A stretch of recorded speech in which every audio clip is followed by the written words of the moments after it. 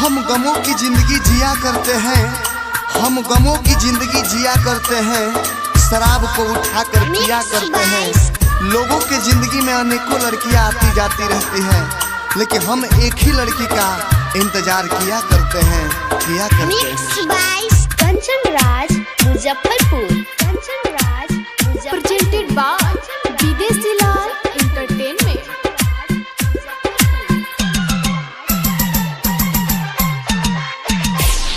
दारू बनल सहारा हो, दिल रोता है बेचारा हो।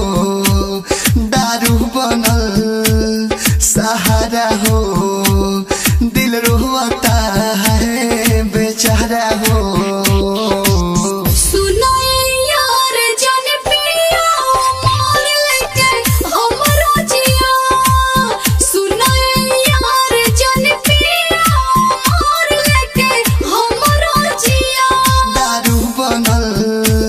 सहारा हो, दिल रोता है बेचारा हो।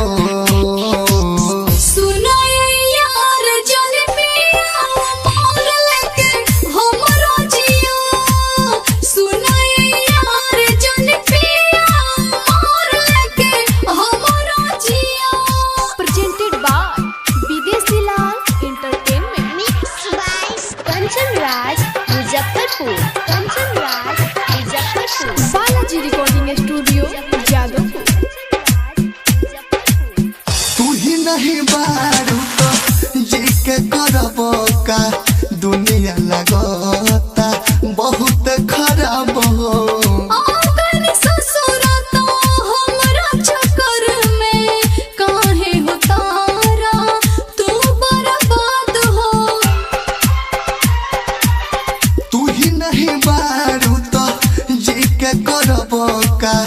दुनिया लगता बहुत खराब हो।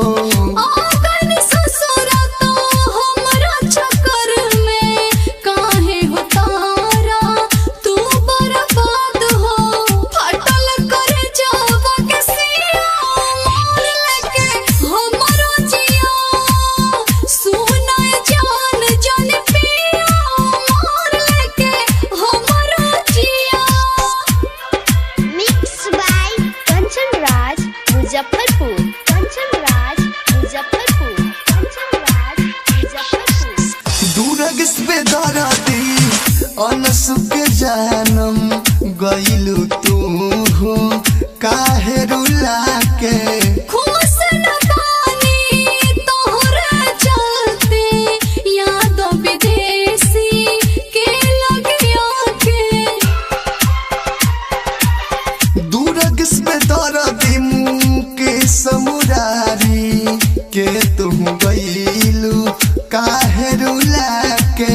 खुश न बानी तोहरा चलते, यादों विदेशी के लगिया के।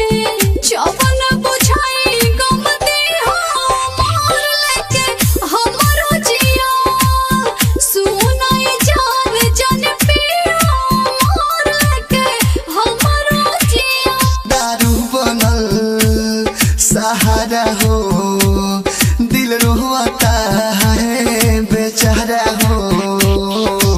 सुनो यार जन पिया मोर लेके हमरो जिया, सुनो यार जन पिया मोर लेके हमरो जिया। बालाजी रिकॉर्डिंग स्टूडियो विदेशी लाल एंटरटेनमेंट।